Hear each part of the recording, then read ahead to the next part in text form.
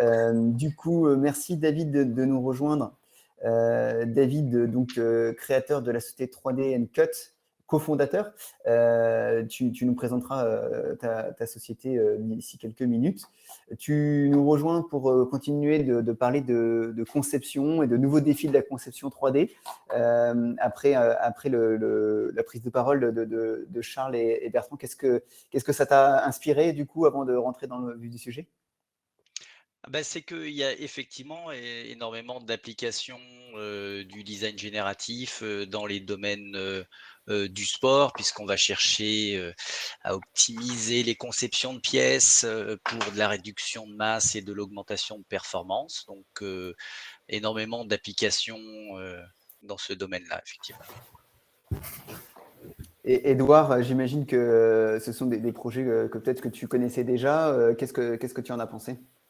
Oh, bah, c'est toujours intéressant de suivre un peu les projets que font Decathlon et l'équipe de Bertrand par rapport à ça. Donc, c'est toujours très inspirant parce qu'il y a toujours cette démarche de vouloir le rendre hyper accessible. On connaît Decathlon pour son côté, justement, proposer des produits intelligents à des prix accessibles. Et je pense qu'ils ont bien compris un peu l'idée globale de ce que peut permettre le generative design en termes d'économie d'utilisation des matériaux et aussi de justement la souplesse et l'agilité que va permettre ce genre de technologie pour aider l'ensemble de la chaîne de conception pour avoir un produit innovant, intelligent et perspicace pour le coup. Du coup, c'était aussi l'intérêt, c'est pour ça qu'ils étaient nos invités. Je trouve que c'était particulièrement intéressant d'avoir une approche du design génératif qui soit sur des projets, je dirais, de produits du quotidien, hein. Là, on parle de produits du sport, mais qui sont accessibles. Pendant longtemps, on va dire, le design génératif était présenté sur des cas d'application, je dirais, très techniques de produits qui vont sur la Lune ou presque. Et l'idée aujourd'hui, c'était de voir comment ils peuvent rentrer dans des projets peut-être plus terre à terre, hein, pour le coup, sans mauvais jeu de mots. Et je compte sur vous, justement, David et Edouard, pour essayer d'avoir cette approche la plus concrète encore, comme l'a pu le faire Charles 4 ans sur le design génératif. David, je te propose d'ouvrir le bal avec peut-être de me partager ta présentation. Et elle a été présentée aussi par la même occasion. Très bien. Est-ce que tu vois mon écran en plein écran? Impeccable. Oui, Super. Parfait. Heu, donc, eh bien, je suis, David Bonour. Je suis donc, cofondateur, avec, mes associés donc, Jacques Gastuy et Vincent Lemoine de la société 3D Cut et nous envisageons donc, 4 activités, principales, de l'ingénierie de conception mécanique avec une spécialisation dans le domaine de l'optimisation topologique. Également la mise en forme finale des pièces en faisant appel à nos consé connaissances dans le domaine des stratégies d'usinage et également une partie relative à la fabrication additive.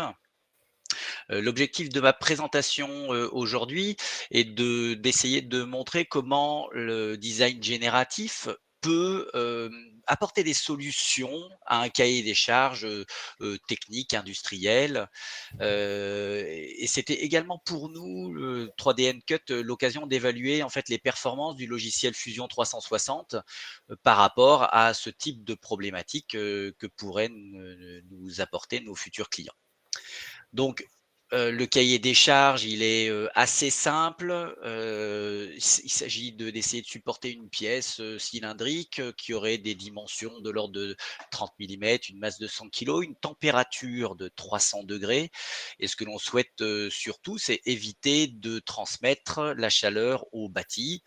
Et donc, voilà, quelles sont les solutions, que l'on pourrait imaginer? Alors la première à laquelle j'ai pensé, c'était une équerre mécano-soudée en acier tout simple. Donc là, bon, sous Fusion 360, des sketchs, des extrusions, des réseaux de canalisation, des perçages, des taraudages. Ensuite, eh bien, on essaye de valider pour voir si, la conception qu'on a imaginée, pourrait répondre au cahier des charges. Donc d'abord des calculs, statiques, On applique dans le logiciel Fusion 360, hein, puisque c'est des parties qui sont intégrées à l'intérieur du logiciel. On applique une charge sur la partie interface. On a une contrainte au niveau de la face d'appui et de l'interaction sur le bâti. On obtient donc des coefficients de sécurité, des contraintes qui nous permettent de dire que d'un point de vue dimensionnement, la pièce conçue semble pouvoir résister aux contraintes demandées. Puis, on a une partie thermique, puisque un des objectifs du cahier des charges, c'est d'éviter de transmettre la chaleur sur le bâti. Et donc, pour cette partie thermique, on applique donc une température de 300 degrés, donc dans la zone cylindrique à l'extrême droite de la pièce. Je ne sais pas si vous voyez mon pointeur de souris. Et puis, beh, ensuite, il faut gérer tous les aspects de convection, on a 2 types de convection sur cette problématique-là. On a une convection dans l'air, puisque la pièce, conçue, elle va être dans un environnement, aérien.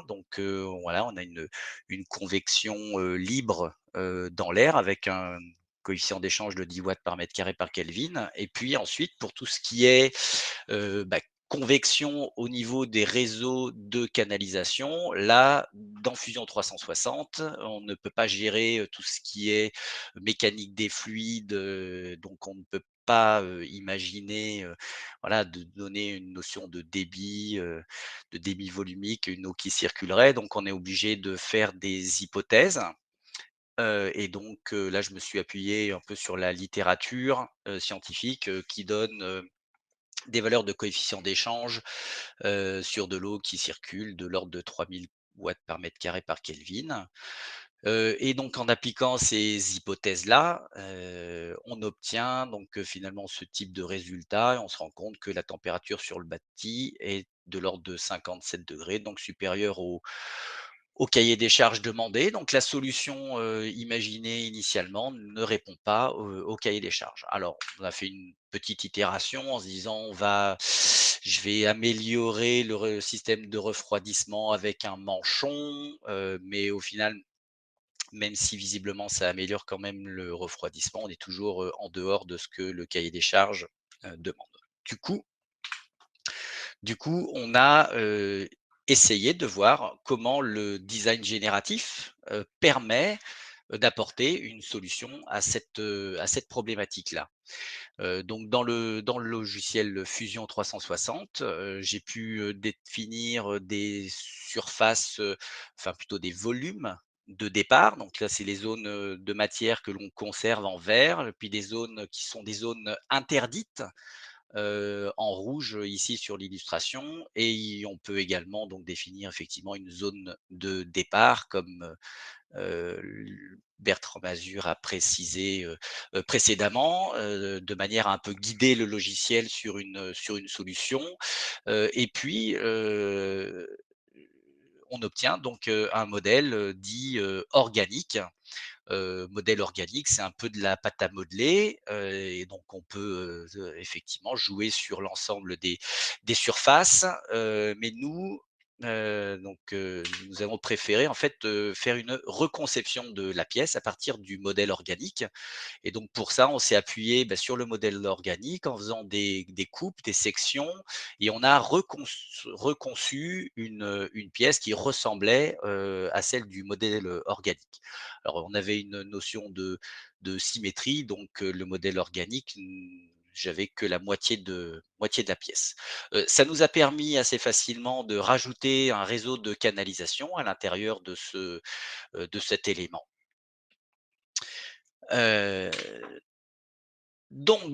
à partir de cette pièce que l'on a reconçue, on est reparti sur une série de calculs. Donc, tout d'abord, des calculs statiques en appliquant la même méthode de modélisation.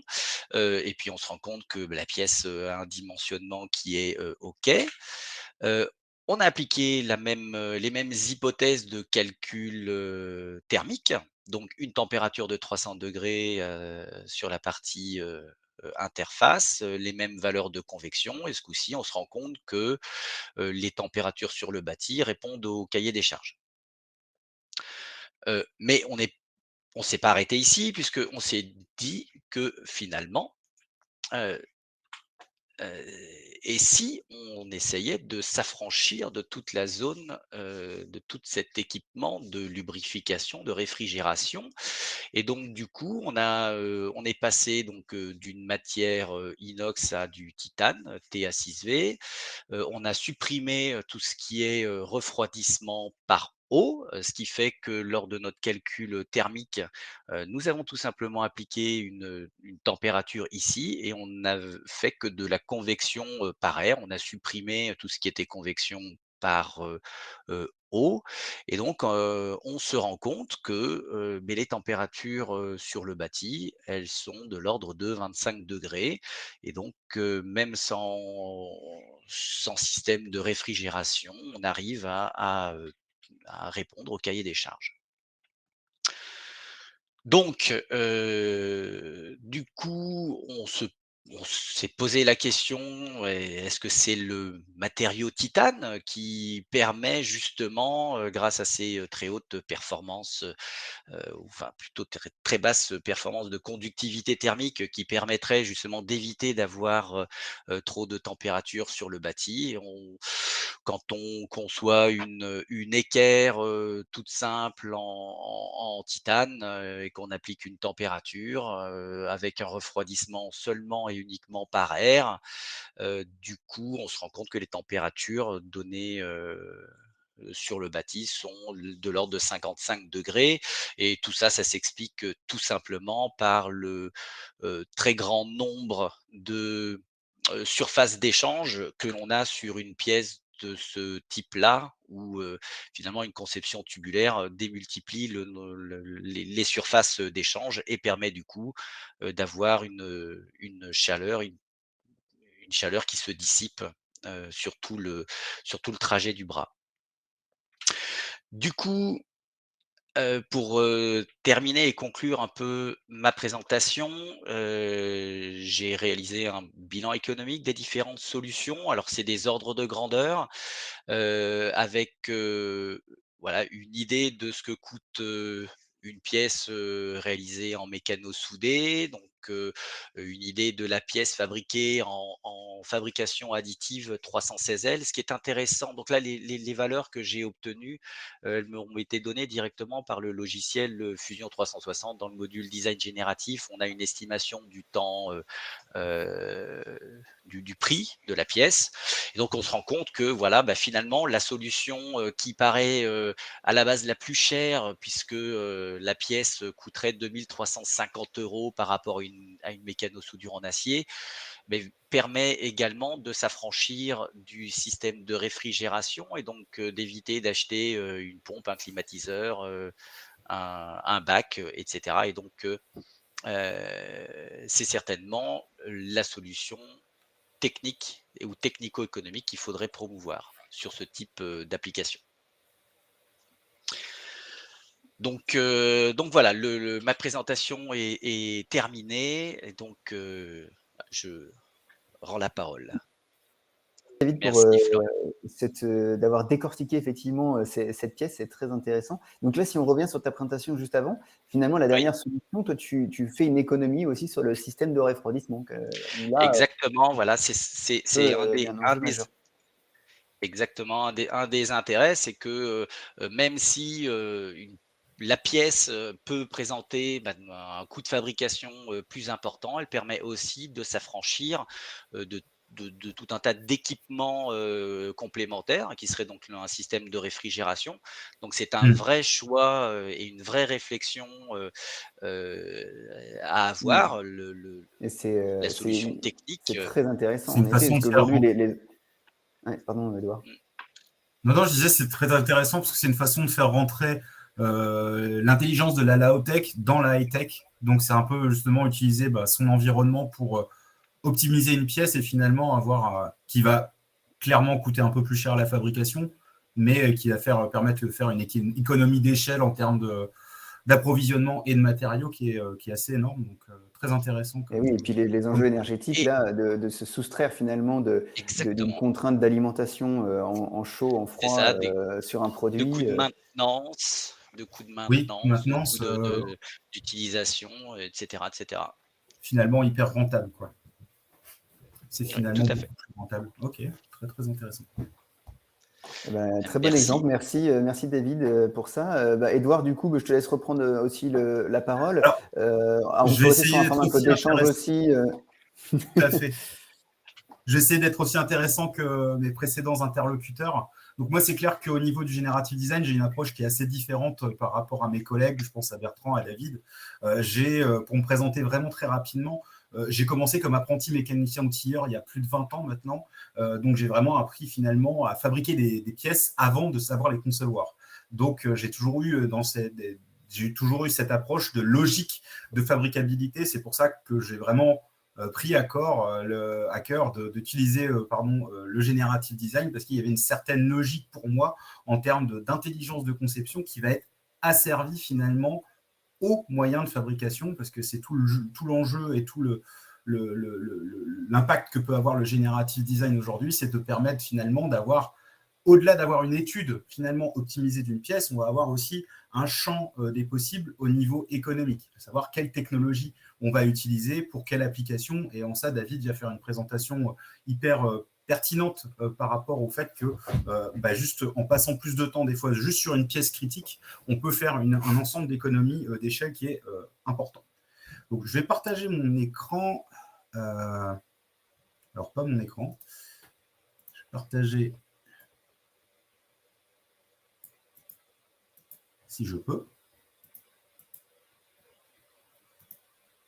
Je pense que oui. Alors, j'essaie de partager ma présentation. Je suis à vous tout de suite.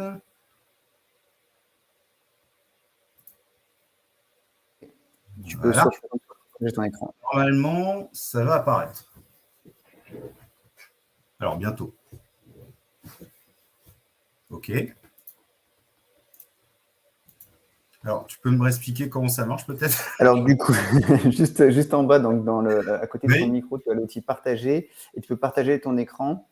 D'accord, mais c'est pas ça que je veux partager. Admettons, c'est pas grave. C'est un bon début. Et alors soit tu peux partager tout ton écran ou oui, voilà, parfait, tu partages Fusion. Voilà. Eh ben, écoute, on va y aller comme ça. C'est pas ça que je voulais présenter. Très bien. Je suis désolé. Tu peux refaire le même et partager un document ou partager qu'une fenêtre ou un onglet. D'accord. Très bien. OK. Et normalement, cette fois-ci, vous devez voir quelque chose. Alors, quand j'essaie de partager mon écran, ça ne fonctionne pas. Désolé tout le monde. Dans le timing, prends ton temps. On fait juste un petit roulement de tambour de notre côté. Merci beaucoup. OK. Alors, a priori, ça a l'air de se passer. Écoute, sauf que c'est pas du tout ça que je voulais présenter. OK. Donc, est-ce que je peux inverser les fenêtres? Non. Non. OK. Donc, je suis Édouard Carrette. Donc, ça, je vous en ai déjà parlé. Et ce dont je vais vous parler aujourd'hui, donc, c'est plutôt finalement par rapport à ce qu'a présenté Bertrand et donc Charles de Decathlon et Bertrand de Autodesk, donc vraiment des applications dans un terme d'avenir. Je vais aussi parler du fait que cette application du generative design a quand même une incidence aujourd'hui dans les produits que vous pouvez observer finalement dans votre quotidien. C'est-à-dire que le generative design, c'est plus qu'une idée, c'est plus qu'un logiciel, c'est quelque chose qui est déjà très effectif en termes de impact économique. Donc, typiquement, aujourd'hui, on a une approche au niveau de la fabrication qui est encore relativement, je dirais, très révolution industrielle, c'est-à-dire qu'on va voir finalement dans ses besoins de sécurisation de la conception même de la pièce et aussi des moyens de fabrication, on a retrouvé souvent des limites, donc aussi une surutilisation des matériaux. C'est un peu finalement ce dont a parlé mes précédents les précédents interlocuteurs au niveau, finalement, le sujet de la customisation, certes, mais aussi, finalement, de l'impact global de la fabrication. C'est-à-dire que, typiquement, entre le moment où on va imprimer une pièce en aluminium et un moment où on va soustraire énormément de matériaux d'un bloc d'aluminium, on n'a pas les mêmes incidences en termes de consommation de matières premières, mais aussi d'énergie. Donc, typiquement, on a dans les innovations produits des sujets qui vont être différents en fonction des besoins. D'accord ? Donc, on a des produits qui sont toujours plus innovants, toujours plus intelligents, mais ça sous-entend aussi le besoin de devoir accéder à différentes ressources pour pouvoir les fabriquer. Donc, typiquement, on a plein de clients, plein de partenaires qui utilisent différentes technologies pour finalement optimiser les différentes formes.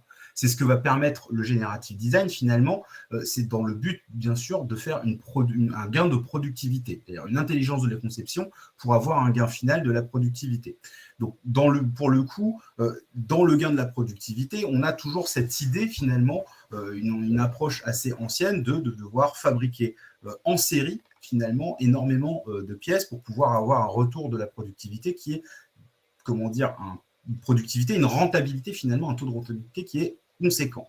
Donc, finalement, il y a aussi le sourcing des processus. Et comme on peut le voir sur les différents exemples, les processus ont clairement évolué. Donc, on voit ici, typiquement, différentes technologies de fabrication. Donc là, ici, on a l'exemple de la fabrication additive, donc par résine, mais aussi la fabrication additive métal et le dépôt, finalement, de fibres de carbone directement sur de la carlingue pour faire tout ce qui va être pièces d'avionique. Donc là, littéralement, on a une impression carbone qui est faite directement sur un aluminium pour protéger cet aluminium.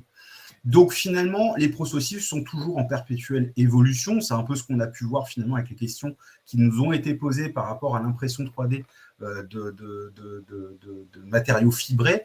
Finalement, on arrive toujours à améliorer les process et à trouver des idées pour contourner ces process. Donc, pour en revenir vraiment à ce que va permettre le generative design, c'est tous les obstacles qui sont existants à l'innovation, typiquement, vont être contournés finalement. C'est-à-dire que finalement, pour explorer différentes possibilités de conception, mais aussi de industrialisation d'un projet, il va toujours y avoir une question de temps. Il va aussi souvent y avoir une question de technicité des équipes et de la limite aussi du temps que les équipes peuvent passer et aussi du nombre d'équipiers qui vont avoir les connaissances, les skills finalement utilisés au mieux et optimisés au mieux. C'est une question, voilà. Il y a tout ce qui est le processus, l'anticipation du processus de mise en industrialisation que Generative Design va prendre en compte. Mais aussi du fait que dès qu'on a avancé très sérieusement dans un projet, dans le sens de la mise en industrialisation, des différents tests, du moment où on va devoir faire une modification quelconque pour relier au design thinking ou faire des améliorations par rapport à la forme, les matériaux, etc., définitivement, avec les différents process qui sont aujourd'hui communs, ça aussi, ça commence à avoir un coût important. Donc, il y a cet aspect-là aussi que va permettre le generative design en explorant, en permettant à une seule personne avec des compétences de base d'avoir un ensemble de résultats qui répondent aux contraintes de la fabrication et surtout aux exigences de performance du produit. Donc, en ça, aujourd'hui, juste pour vous donner quelques exemples, donc juste ce petit graphique à vous présenter, et après on va parler des exemples un peu que j'ai rencontrés moi en tant que technical sales au sein de l'équipe Fusion Autodesk. Donc on reprend le fait que, pour bien faire un comparatif, dans la version traditionnelle, on va avoir la partie concept, la validation et le produit. Et donc de fait, finalement, le time to market, le temps de mise en production et mais sur le marché est très allongé. Là où finalement, donc le generative design, on va avoir un process aussi plus dynamique, plus agile en termes de réponse aux différents concepts qu'on va pouvoir créer. Donc le but étant, c'est de créer les différentes itérations, les tester directement avec la création des différentes itérations, et finalement, la mise en production s'en voit très, très hautement raccourcie. Donc le generative design, là, juste en generative design complet, c'est ça, c'est-à-dire qu'on a un design et finalement, on va avoir plein de résultats qui vont être qui vont correspondre à nos différents modèles de fabrication et qui peuvent nous donner déjà des pièces, disons, prêtes à utiliser, mais qui vont servir aussi typiquement de template aux différents de template pour pouvoir finalement coller à l'idée générale du design du projet global. D'accord ? J'espère que c'est assez clair ce que je dis. Voilà. Et donc, le fait est que l'ensemble de ces multiples projets qui sont utilisés vont permettre tout ce qui va être raccourcir le processus de mise en production. Parce que finalement, on va être vraiment dans une recherche d'optimisation de fabrication, mais le résultat sera lié à la fabrication. Le voilà. Donc, en gros, c'est ça. Un équipier se transforme en équipier avec un S pour pouvoir utiliser ces différents éléments. Donc voilà, c'est juste encore un graphique pour vous montrer justement typiquement les comparaisons. Hein, c'est une espèce de métaphore entre les différents niveaux de voyage. Voilà. Mais il y a toujours le besoin d'optimiser un flux de travail. D'accord ?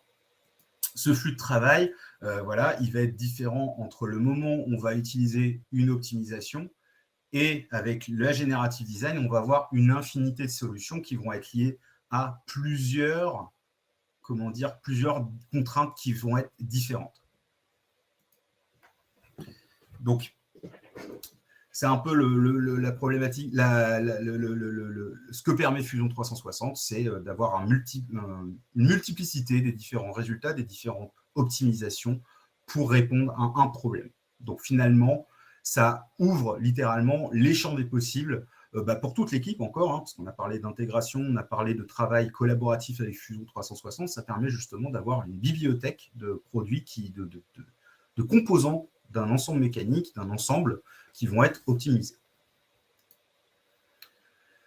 Tout à l'heure, j'ai vu une question dans le chat qui vous demandait justement la différence entre l'optimisation de la topologique et Generative Design.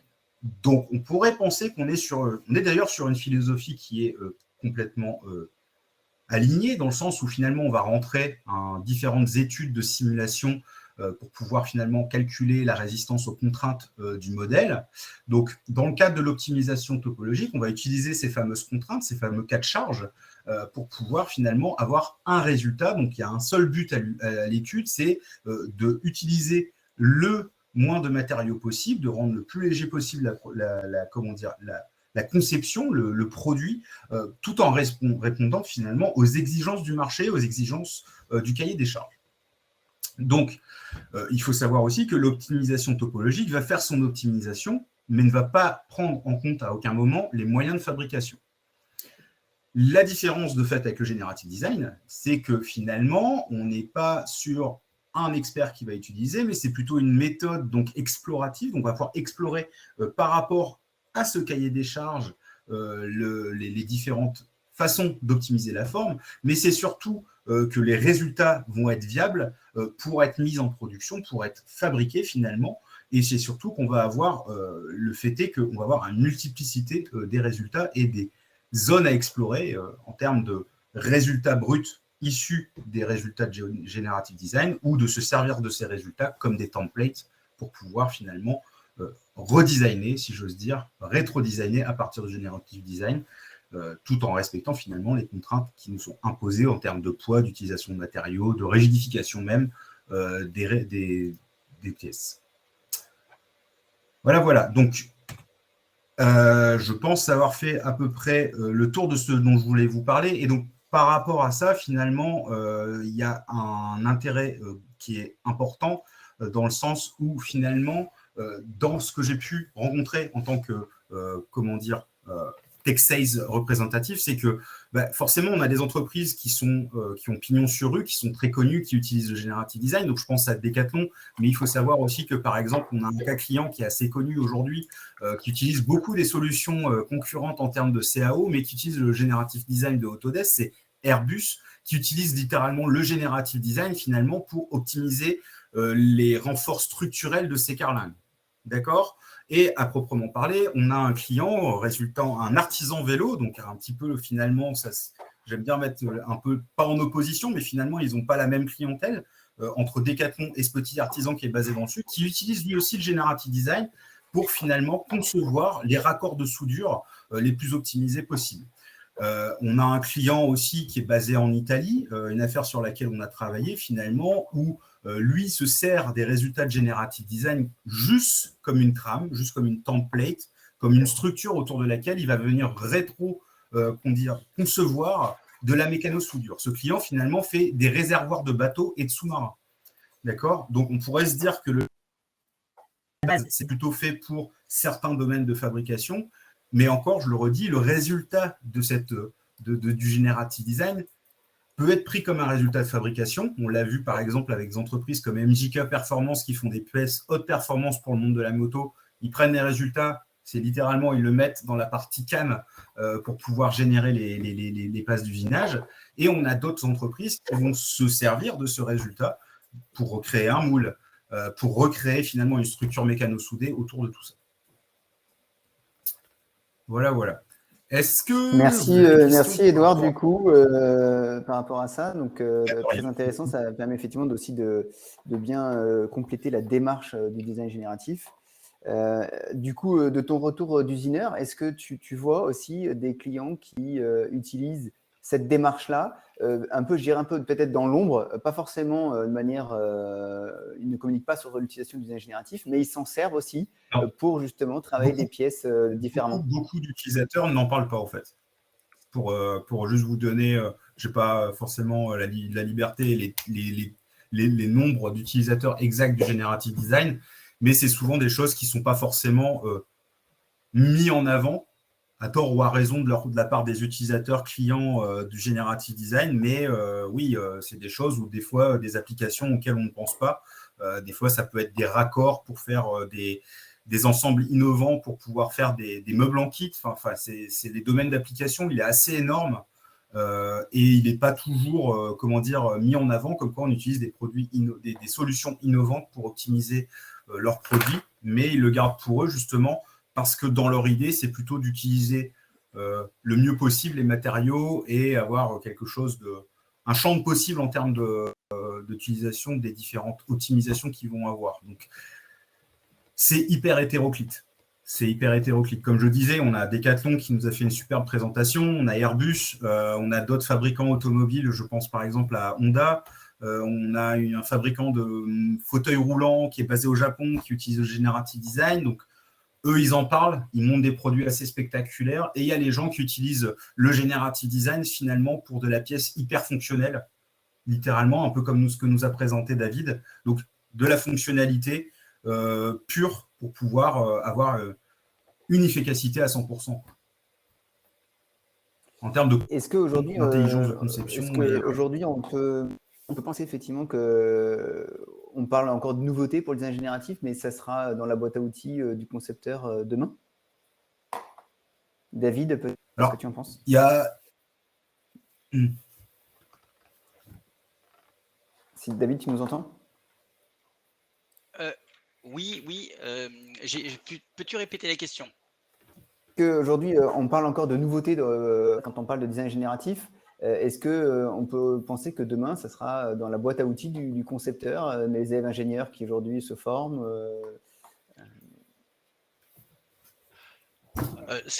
Oui, ça aurait été intéressant de voir avec les enseignants plus tôt, mais je pense qu'effectivement, c'est une nouvelle corde à l'arc des designers et je pense que c'est également une nouvelle façon de penser et d'imaginer la conception d'une pièce. Parce que le design génératif, même si effectivement on peut demander au logiciel de nous générer des solutions fabricables en 3 axes, une des applications, c'est quand même d'utiliser derrière la fabrication additive qui permet de réaliser un certain nombre de pièces qui ne sont pas réalisables par d'autres moyens pour des gains de poids, faire des pièces avec des structures creuses, des structures lattices. Et donc, oui, je dirais que c'est une nouvelle corde à l'arc du designer et qui nécessite une approche différente depuis la phase de la conception jusqu'à la phase de la mise en œuvre finale. Et donc, on va dire d'obtenir des pièces fonctionnelles. Alors, En effet. je vois Assez des questions qui d'accord. apparaissent Alors, aussi question, pourquoi dans les questions. le design génératif n'est pas plus utilisé? Très très bonne question. Il devrait l'être, mais c'est un outil qui est connu, mais pas forcément. Voilà, ça reste un produit qui est accessible. Alors là, je vais essayer de répondre à plusieurs questions en même temps.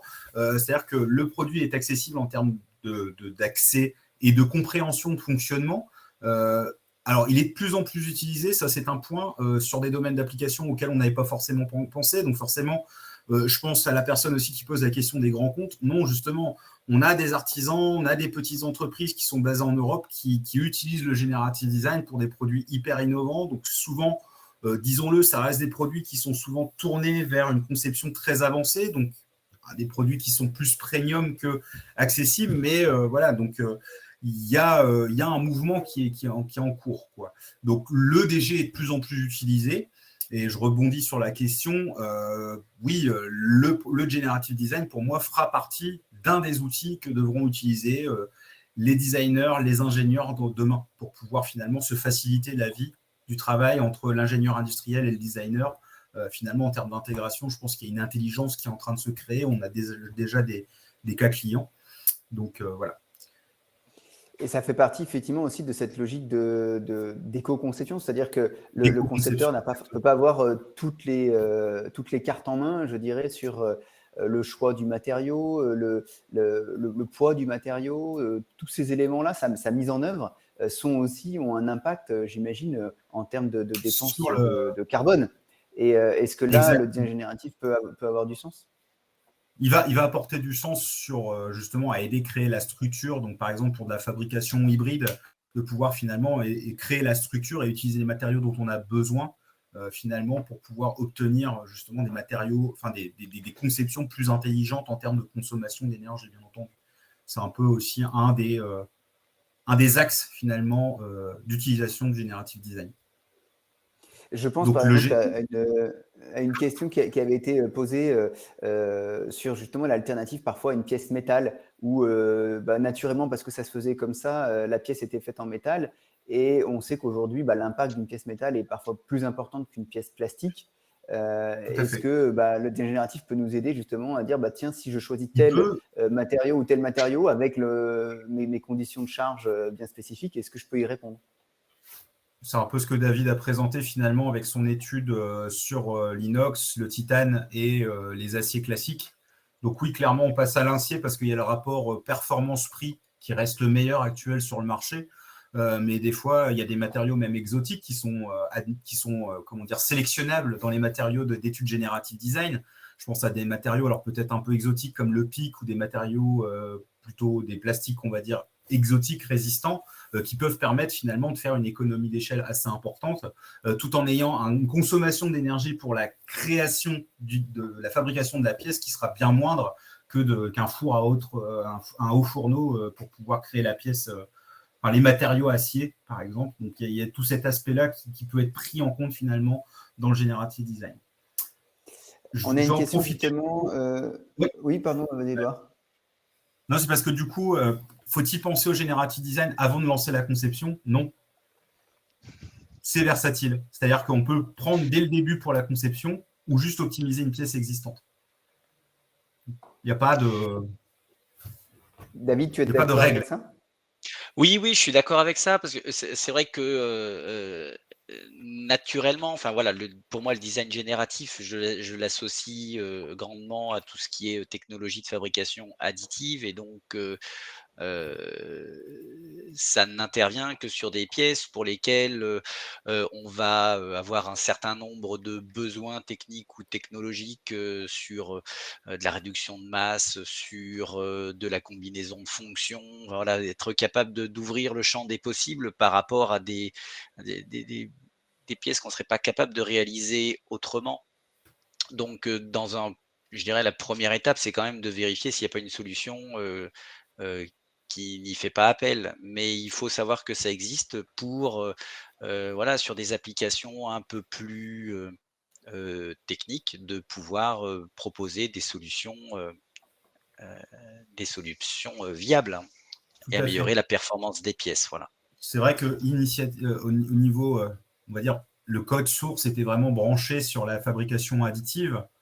Je rajoute, alors c'est le petit usineur qui est en moi qui parle, mais c'est aussi pertinent dans le monde de l'usinage parce que le monde de la fabrication soustractive, on est dans l'exemple typique d'une technologie qui a été mise au point pendant, ouais, on peut le dire déjà 2 siècles, et on est toujours en oversizing quand on va fabriquer une pièce par usinage. C'est-à-dire que typiquement, on a des renforts, des fois il y a 30 kilos littéralement de trop sur une pièce en acier ou sur un inox. Donc, il y a l'optimisation topographique, mais il y a aussi justement le generative design qui va pouvoir nous dire, nous optimiser une forme existante en plusieurs technologies de fabrication soustractive aussi. C'est-à-dire que si on a juste de la machine 2 axes, 3 axes ou 5 axes, forcément, on ne va pas avoir les mêmes résultats de pièces. On ne va pas non plus avoir la même optimisation. Donc, voilà, donc c'est vrai que le chemin est large. Finalement, c'est un outil qui peut être pris en compte dès le début ou utilisé après coup. Alors peut-être qu'il y aura plus d'efficacité si on prend le generative design à la genèse même du projet, en termes d'efficacité de résultats et d'optimisation des formes qu'on veut générer avec le generative design. On a une question aussi qui revient sur le type de licence. Aujourd'hui, Edouard, peut-être tu vas pouvoir nous éclairer là-dessus. Donc, il existe différents types de licences, éducation et professionnelle. Donc là, le design génératif est bien présent. Sur la partie, justement, licence personnelle, est-ce que le design génératif est également présent? Très bonne question. Non, il ne l'est pas. Il ne l'est pas sur les licences personnelles au jour d'aujourd'hui. Il est sur les licences éducation. C'est vrai que sur les licences personnelles, pour le coup, comment dire, faudrait que je puisse revenir sur le sujet, mais je ne pense pas que sur les licences, parce que ça fait un moment que j'en utilise plus, je vous avoue, on puisse accéder à la technologie generative design sur les licences personnelles. Eh bien, du coup, merci Joël pour cette remarque. Donc, c'est une remarque qui peut être prise en compte effectivement pour la découverte de Fusion 360. En tout cas, vous pouvez, dans la version d'essai, je sais que c'est accessible, dans la version éducation et dans la version complète. D'essai. Alors, c'est là où il faut que je vois si dans la version d'essai personnel, on peut aussi faire des essais sur le generative design. Mais voilà. Donc, c'est vrai que le seul sujet à connaître dans le generative design, et je vois que Bertrand répond bien dans le chat là-dessus, c'est vraiment la première compétence que j'ai dû acquérir quand j'ai commencé à vouloir jouer avec le generative design en tant qu'usineur, c'était vraiment comprendre comment fonctionnait une simulation, parce que c'est bien l'essence même finalement du generative design, c'est de remplir intelligemment le cas de charge et d'utiliser l'environnement de la pièce pour pouvoir optimiser, enfin juste avoir une préétude qui est déjà qui va aboutir avec un résultat probant et pertinent. Donc oui, ça permet de répondre à la fois aux questions du chat et aux questions qui ont été posées. C'est-à-dire comment en fait se préparer, se former au generative design. Est-ce qu'il faut avoir de bonnes connaissances en simulation? Donc a priori, oui, il faut avoir des connaissances en résistance des matériaux. Est-ce que c'est indispensable pour l'utiliser?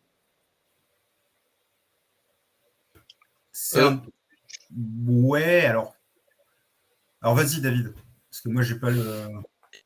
Je dirais que c'est un peu pareil que quand on fait un calcul par élément fini.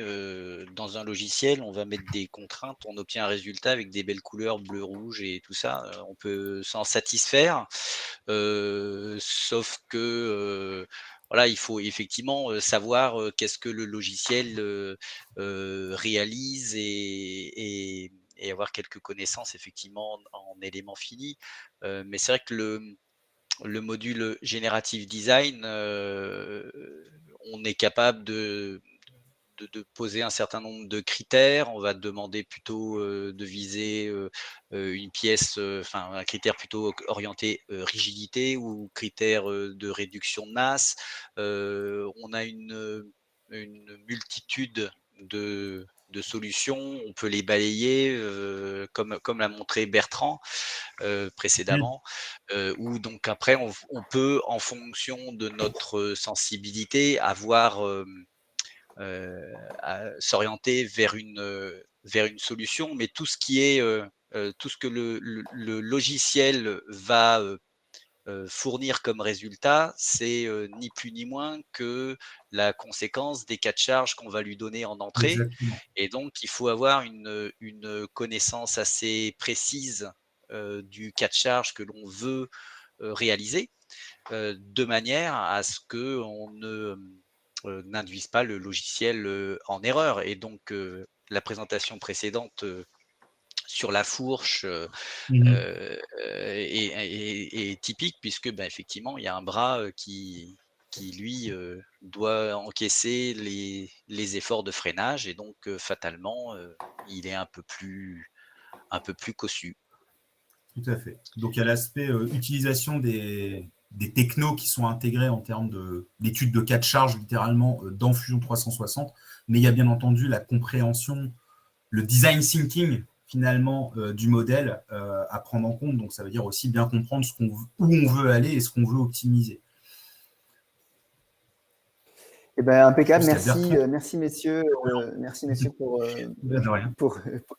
pour ces retours, ces partages d'expérience et tous ces tips que vous nous avez donnés. Je vous propose de continuer les échanges et la discussion avec tous les participants. On va passer en format networking, donc on va réouvrir le salon pour pouvoir justement être en contact et ouvrir les micros et les caméras. Je vous invite tous à le faire. On va être répartis sur les différents étages. Vous retrouvez des tables helpdesk avec justement, si vous avez des questions sur le logiciel Fusion 360. Vous pourrez aussi retrouver nos speakers sur le YouTube Live où ils seront invités à venir dire encore quelques mots pour donner suite à leur présentation. Et je vous invite à vous balader sur tous les étages à la rencontre de créateurs, de startups, d'entreprises, de fabricants de procédés qu'on a réunis pour vous. Donc, je vous souhaite à tous un excellent temps de networking. On a aussi la session Job qui va commencer, donc vous pouvez les rencontrer sur la table qui est dédiée. Et on continuera avec Edouard. Tu vas rester un petit peu avec nous cet après-midi puisque tu seras accompagné de Xavier Rosso. Et tu vas nous parler de quoi, du coup, cet après-midi, Edouard? Essentiellement d'usinage. Désolé pour les fans de la fabrication additive, mais je vais parler aussi d'un peu d'additif. Je vais parler de fabrication, vraiment les bases, comment fonctionne la partie usinage dans Fusion 360, mais aussi jusqu'où on peut aller finalement avec Fusion 360 par le fait qu'il y a plein de technologies qui sont intégrées et on peut vraiment avoir quelque chose, la fabrication du futur, comme on le dit, même si elle est déjà très actuelle. Bah écoute, parfait, on a hâte de découvrir ça. On parlera aussi de rétroconception avec Xavier Rosso et on clôturera la journée par un temps un peu détente. Je vous invite à préparer vos cocktails, vos boissons fraîches pour un de divertissement parce qu'on remettra le award du Maker Challenge où on a vu tout à l'heure de très belles créations de drones. Alors, pas encore avec design génératif, peut-être pour la prochaine édition. D'ailleurs, j'ai vu, Edouard, que tu partageais des itérations de drones avec les outils de design génératif. Et on remettra donc le grand prix sur les conceptions. Et je crois qu'il y aura aussi des prix bonus. Donc, je vous retrouve aussi à 17h30 pour ça. On passe en mode salon et je vous dis à tout à l'heure.